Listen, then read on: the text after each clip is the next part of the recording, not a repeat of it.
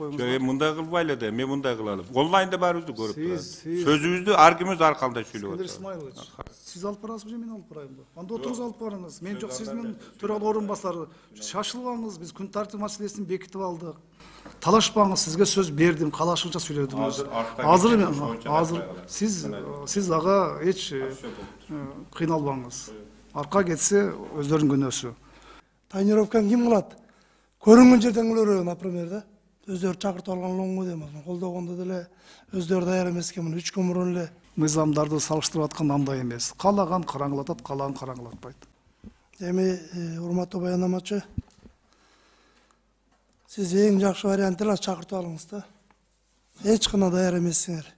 Мисалы, ким разрешение берет? Тонировканы ким кылат? Көрүнгөн жерден кылып, например, да.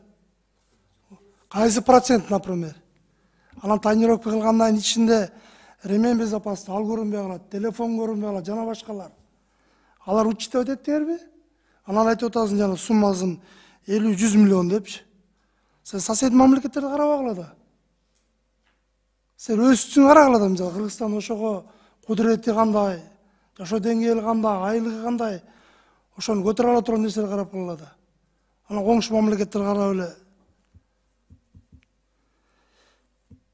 Негизи Сүйүн Абдуллаевич буну өздөрү чакыртып алган лоңго дейм. Колдогондо деле өздөрү даяр эмеске муну 3 күн мурун эле түзүшүп аны бүгүн алып келип атат да. Ата суроолор көп эле, буну карап көрсөңүз эртең алат.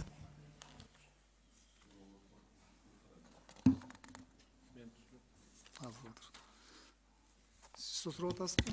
Саламатсыздарбы, урматтуу төрага, саламатсыздарбы, урматтуу депутаттар. Бүгүнкү азыркы карап жаткан мыйзам долбоорун биринчи окууда концепциясын колдоп берсеңиздерди суранабыз. Экинчи окууда сиздер берген сунуштарды бардык механизмдин бардыгын карап чыкканга биз даярбыз. Кийинки окууга биз даярдап алып келебиз.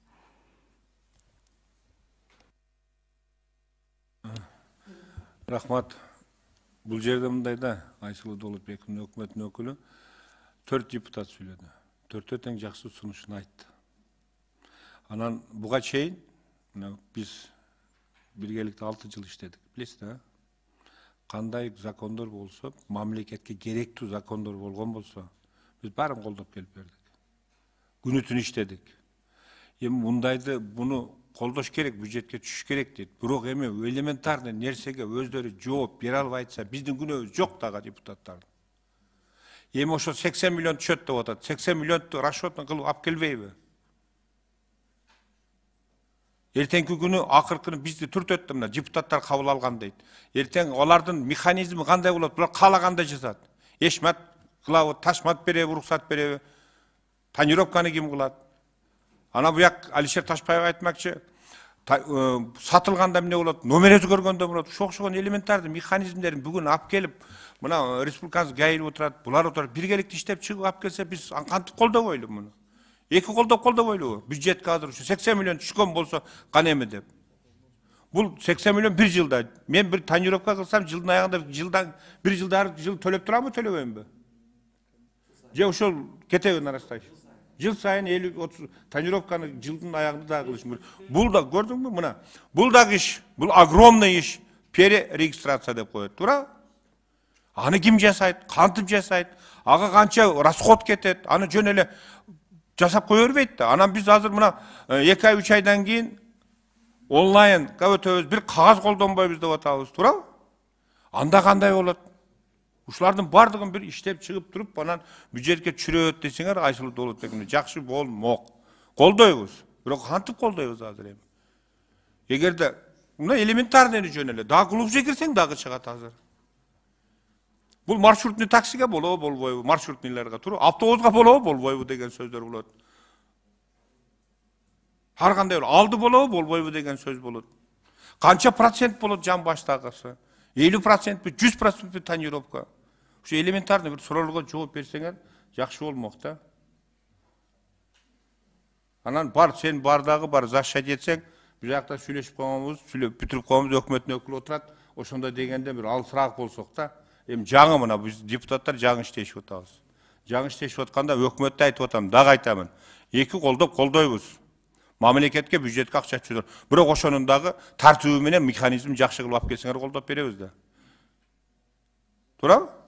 Мына өткөн сазыпта ура кылып налоговый кодексти колдодук эле. Мына азыр региондордо бардык жерде суроолор чыгып атат. Ал маселе боюнча дагы эртең көтөрүлөт. Кече эле бул туура айтпады. Менен Facebook'tan көрүп калдым. Айыл чарбасы боюнча 309-постановление дейт.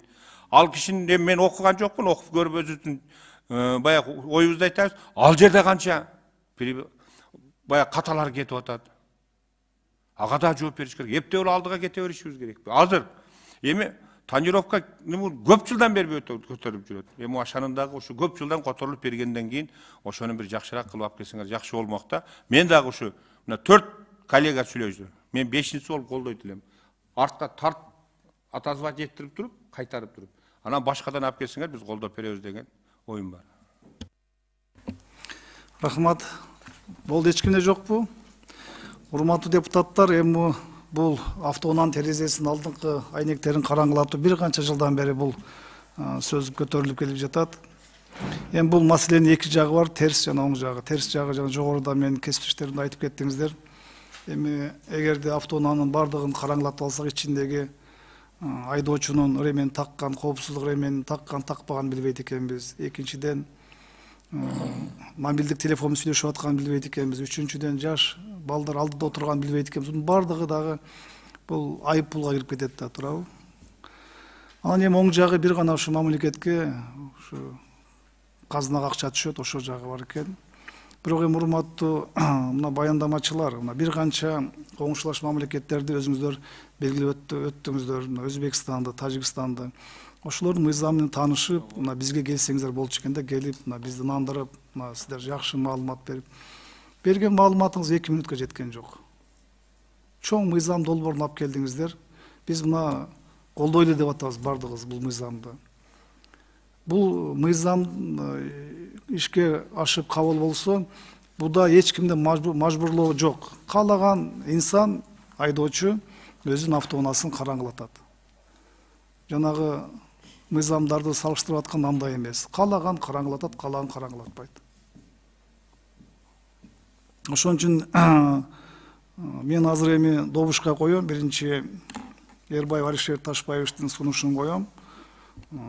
Мыйзамды кайрадан чакыртып алуу.